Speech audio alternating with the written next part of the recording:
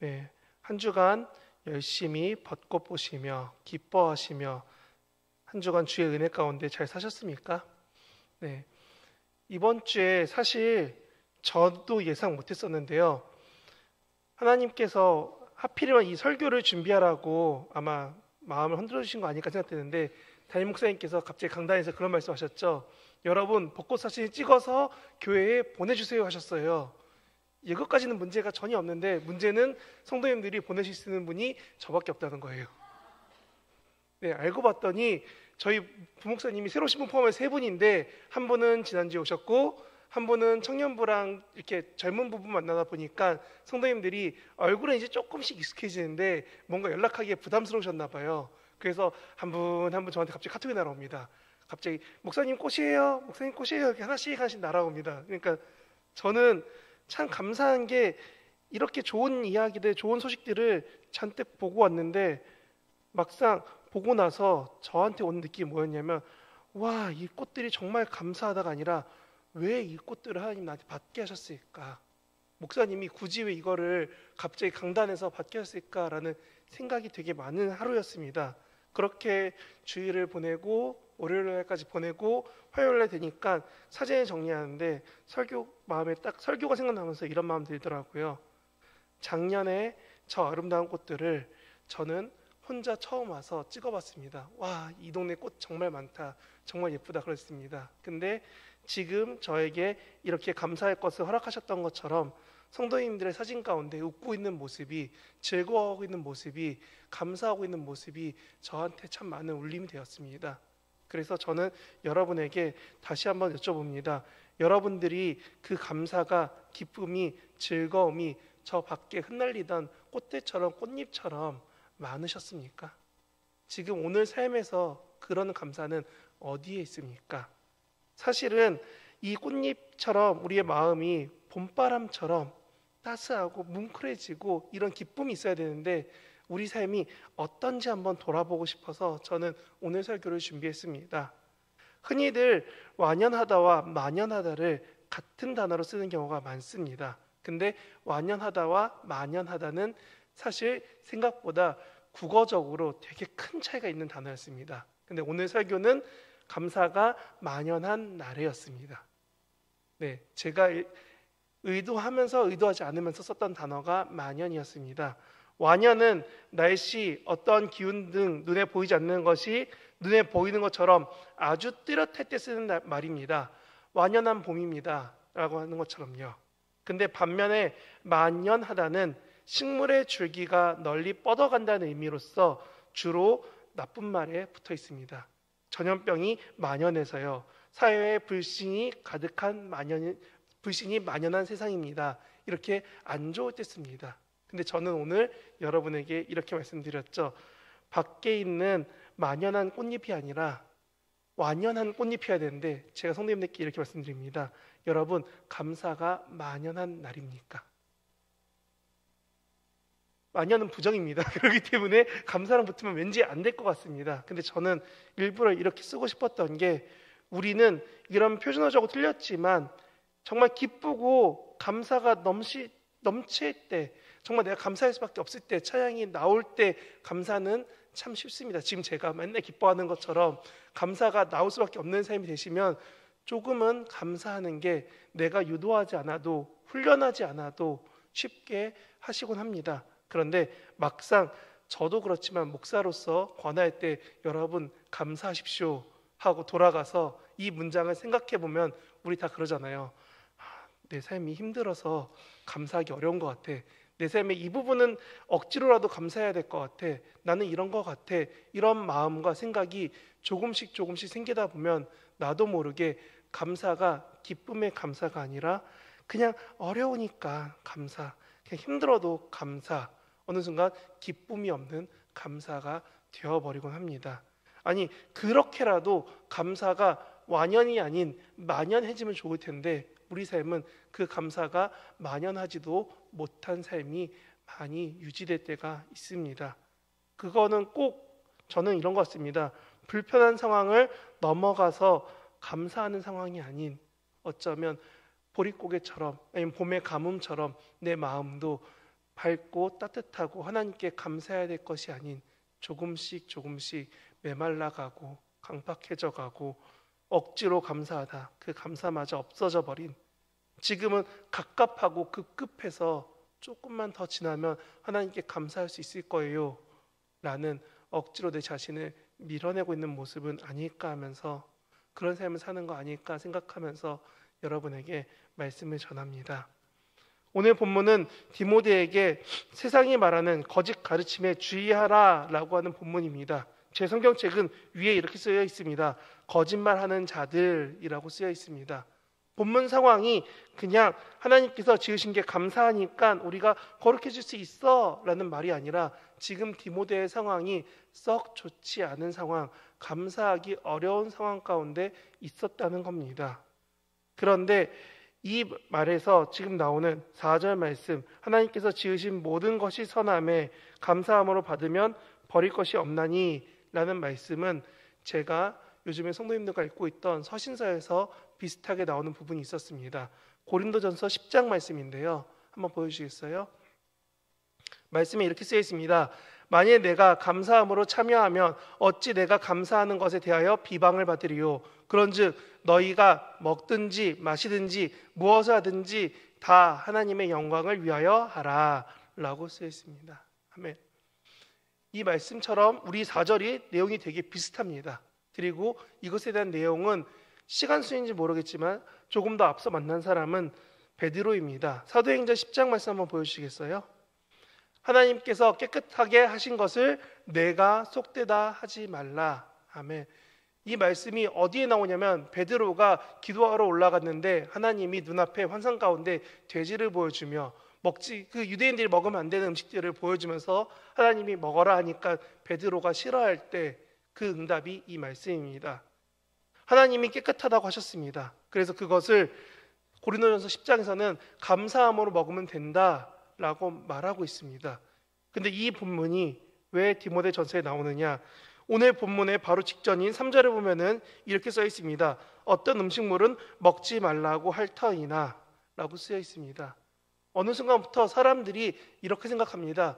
내 삶에서 하나님이 속히 오실 거니까, 내일 하나님이 오실 거니까, 심판의 날이 예수님이 곧 재림하실 거니까 그때를 위해 내 즐거움을 내려놓고 금욕을 하며 먹을 것들을 절제하고 혹은 금식까지 하며 하나님이 곧 오실 거라 기도하면서 지내다 보면 하나님이 나를 구원하실 때 제일 앞에 놔주실 거야 라는 거짓 가르침이 디모데 전서 가운데, 그 시대 가운데 점점 많아졌습니다.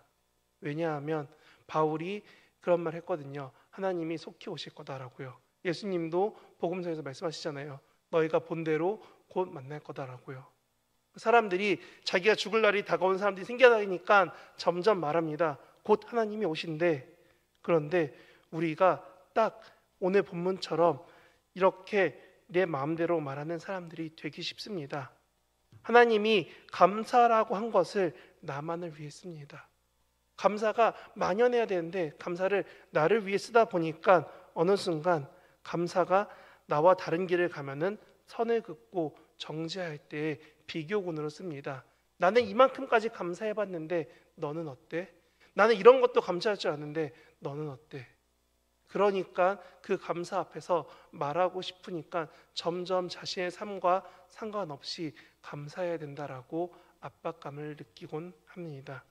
그리고 그게 곧 이 디모데 전서에서는 옛날 유대교 방식처럼 하라고 하던 사람들의 소식까지 넘어가게 됩니다. 그런데 지금 우리는 어떻습니까? 디모데 전서처럼 거짓 구원을, 거짓 교훈을 말하고 있지 않습니까? 먹지 말라, 하지 말라, 유익을 구하지 말라. 궁극적으로 하나님이 오시는 그날만 기다리자. 저 어릴 때 그런 데가 있었죠. 다미선교회라고. 1990 몇 년쯤에 갑자기 하나님이 오실 거다. 한 날짜 한 3번 바꾸고 사람들이 다 같이 자살한 사건들이 있었습니다. 그리고 저희가 싫어하는 저기 신천지 쪽 보면은 사람이 몇 명 이상 모이면 하나님이 곧 심판하실 거다. 그 사람만 구원받을 거다라는 말도 안 되는 소리를 합니다. 저는 이렇게 우리 주변에 거짓 교훈들이 생각보다 많이 있어서, 아니 그렇게 들을 법한 이야기가 많이 있어서 우리도 모르게 감사가 작아진 거 아닐까, 적어지고 감사하기 힘든 삶이 된 거 아닐까 생각합니다. 그래서 오늘 본문에 감사라는 단어를 찾아봤는데요. 혹시 이게 나오나요? 네, 뭔가 되게 이상한 글자가 써 있죠. 저기에 신약 성경 써 있는 헬라어인데요. 목사님들이 가끔 말씀하세요. 성경에 뭐라고 나오는데요, 뭐라고 나오는데요 하는 헬라어입니다. 유카리스타이라고 써 있습니다. 유카리스티아라고 써 있죠. 상냥하게 잘 대하는 것이 감사라는 단어의 뜻이랍니다. 그래서 감사에서 공손히 상냥하게 잘 대해주는 것이 감사하는 자세입니다. 이 단어의 기본적인 의미는 그런 의미가 있습니다. 그래서 한글 성경에 감사라는 부분에 이 단어가 들어 있습니다. 그런데 여러 감사 중에 사실은 이 단어가 정확하게 쓰인 부분이 주로 신약 성경에만 나옵니다. 그리고 그 부분을 찾아보니까 이렇게 써 있었습니다. 빠르게 제가 읽어보겠습니다. 고린도후서 9장입니다. 여기 보면 이렇게 써 있습니다. 우리로 말미암아 하나님께 감사하는 것이라, 하나님께 드리는 많은 감사로 말미암아 라고 쓰여 있습니다. 그 다음에 빌립보서 4장입니다. 너희가 구할 것을 감사함으로 하나님께 아뢰라 라고 쓰여 있습니다. 그리고 골로새서 4장 2절 한번 보시겠어요? 예, 여기 보면 이렇게 써 있습니다. 기도를 계속하고 기도에 감사함으로 깨어 있으라. 누구한테? 하나님께 감사하면서 깨어 있으라고 합니다. 그리고 데살로니가 전서 3장입니다. 우리가 우리 하나님 앞에서 어떠한 감사로 하나님께 보답할까라고 말합니다. 그리고 계시록 2절만 더 보겠습니다. 계시록 4장입니다. 여기 보면 이렇게 써 있습니다. 살아계신 이에게 영광과 존귀와 감사를 돌릴 때에, 계시록 7장입니다. 영광과 지혜와 감사와 존귀와 권능과 힘이 우리 하나님께 있답니다. 결국은 신약 성경에서 감사를 말할 때 어느 순간 보면은 하나님께 제대로 감사해라는 말이 나오고, 또 한편으로는 사람에게 감사할 수 있냐라는 말도 나옵니다. 저는 오늘 여러분에게 이 감사를 정리하면 이런 의미라고 말씀드리고 싶습니다. 한번 보여주시겠어요? 감사함으로 깨어서 하나님을 바라보며 기도함으로 간절히 하나님만 아뢰는 것, 그게 진짜 하나님께 감사하며 사는 삶은 아닐까. 우리가 감사가 완연해져서 우리가 감사해야 되는 게 이런 게 아닐까라는 생각을 해봤습니다. 그런데 이건 말보다 정말 어렵죠. 이렇게 살아갈 수 있다면, 저조차도 이렇게 살 수 있다면 정말 감사밖에 안 나올 것 같은데, 입술도 삶도 사실은 안 그럴 때가 많습니다. 그래서 저는 오늘 특히 지난 사진처럼 밖에 나가시면 아직도 길거리에 꽃잎이 많습니다. 여기 둘러와도 저기 둘러와도 길가에 꽃잎이 많이 있습니다. 그런데 우리의 감사는 그만큼 많지 않습니다. 사방에 흩날리던 그 꽃처럼 우리의 주변에 다 감사할 게 많은데, 막상 범사에 감사해라고 했지만 내 삶은 내 자신을 낮추며 하나님 앞에 경배하고 예배하고 감사할 수 있는 삶을 살아보기에는 조금 어려운 것 같습니다. 그래서 이 삶을 살아가신 예수님은 우리에게 사실은 정말 진정한 감사가 되셨다라고 말씀에 쓰여 있습니다. 요한일서 2장 2절에 보면은 이렇게 쓰여 있습니다. 그는 우리 죄를 위한 화목제물이시니 우리만 위할 뿐이 아니요 온 세상 죄를 위하심이라. 아멘. 여기 나오는 화목제라는 것이 감사가 넘쳐서 주변 사람들과 기쁨을 나눌 수 있는 걸 구약 성경에서는 화목제라고 합니다. 특히 감사함이 넘치는 것을 감사의 화목제라고 더 구별해서 쓸 만큼 중요한 표현입니다. 근데 이 표현이 뭐라고 써있냐면 예수님이 우리 죄 때문에 화목제가 되셨답니다. 우리 모두의 죄 때문에 세상 가운데 기쁨이 되시기 위해 그분이 화목제물이 되셨다는 겁니다.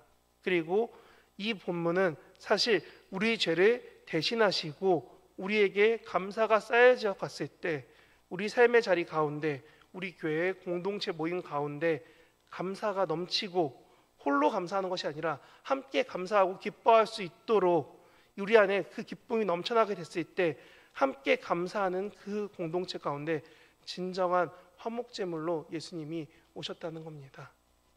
저는 오늘 여러분에게 그래서 말씀드리는 겁니다. 하나님의 말씀과 기도로 거룩하실 수 있습니다. 하나님이 우리를 선택하신 그 사랑 가운데 우리가 구별될 수밖에 없습니다. 왜냐하면 예수님이 우리를 위해, 우리 공동체를 위해, 우리와 함께하는 그 많은 가족과 많은 지체들을 위해 대신 죽으셨습니다. 믿는 우리뿐만이 아니라 믿지 않는 그들까지도, 지금 혹여나 내 삶에 근심이 되고 있는, 집에만 있는 그 자녀들을 위해서까지도요. 그런데 하나님은 이것만 말씀하신 게 아닙니다. 이 단어가 화목제물이, 단어를 찾아봤더니 그냥 화목제물이 아니라 속죄라는 의미가 더 많았습니다. 속죄는 우리가 아는 것처럼 우리의 죄를 대신한다는 겁니다. 우리는 이런 예수님을 화목제물로, 속죄제로 기억해야 되는 겁니다. 그래서 우리가 부활절을 보내고 또한 여러 가지 기념일을 보내면서 세례를 하고 성찬을 하면서 우리는 계속 예수님이 나를 위해 속죄물로, 화목제의 제물이 되셔서 나를 죄에서 건지신 것, 나에게 좋은 공동체를 허락하셔서 함께 기뻐할 수 있도록 나에게 가정을, 그리고 우리 증산제일교회를, 그리고 내 옆에 같이 만나는 많은 사람들을 허락하심에 감사할 수 있어야 된다는 겁니다. 그게 우리가 제자로서, 우리가 예수님을 본받아 우리가 살아가야 되는 가장 중요한 사명이 됩니다. 그래서 저는 여러분에게 말씀드립니다. 예수를 믿는 사람들의 모임인 이 가운데에 하나님과 우리에게 많이 허락되지 않았던 그 죄들을 씻기 위해 부르신 이 자리 가운데 여러분들 주변에 우리가 기도해야 될 사람들을 놓치지 말아 주십시오. 우리 모임 중에 나에게 있는 기쁨이 나만을 위한 것이 아니라 내 주변에도 흘려보내고, 내 기쁨이 누구 만나는 사람 한 명 한 명에게 따스함이 되고 즐거움이 되고 기쁨이 되어서 우리가 예배하는 모든 사람들이 함께 맞이하며 함께 즐거워하며 함께 기도하는 모두가 서로 때문에 기도할 수 있고 기뻐할 수 있고 선한 사랑이 쌓이게 된다면, 그리고 그를 위한 회개의 고백이 교회에서, 아니 하나님 앞에서 점점 쌓여간다면, 우리는 몇 차례 검증이 된 평양 대부흥운동 혹은 미국의 혹은 런던에 어디에 있었던 그런 부흥운동처럼 우리가 하나님을 알게 되고 경험하게 되는 시간들을 우리는 겪게 될 것이라 믿습니다. 그냥 꿈꾸고 바라는 것이 아니라 그렇게 기도하고 있을 때 하나님은 말씀처럼 두세 사람이 모인 그 가운데 함께 하시는 겁니다. 그래서 저는 여러분이 예수님을 기억하는 부활절을, 사순절을, 세례를, 성찬을 기억하신다면 이 말씀을 붙잡고 살아가시기 바랍니다. 요한일서 4장 10절입니다. 사랑은 여기 있으니 우리가 하나님을 사랑한 것이 아니요 하나님이 우리를 사랑하사 우리 죄를 속하기 위하여 화목제물로 그 아들을 보내셨습니다. 아멘. 이 믿음 가지고 살아내기 바랍니다. 입술로, 삶으로 기억하고 증언하면서 살아가신다면 이 삶에서 첫 걸음, 첫 단추, 첫 시작은 아마도 감사가 넘치는 삶이 될 것 같습니다. 나를 죄에서 구원하셨대 한 소식 하나만으로도 여러분 입술에 감사가 넘칠 것입니다. 아니 그렇게 바꿔지시길, 저도 변화되기를, 그런 성화의 삶을 살아가시기를 저도 여러분을 위해 기도하고 있습니다. 그런 예수님을 기억하며 그의 죽으심과 부활하심을 믿고 예수님과 같이 나의 삶도 변화되기를, 그렇게 물들어가기를, 세상에 선한 영향을 끼치기를 소망하며 항상 감사하는 삶, 감사가 삶의 모든 자리에서 정말 완연하여지는 그 삶을 사시는 저와 여러분 되시기를 진심으로 바랍니다.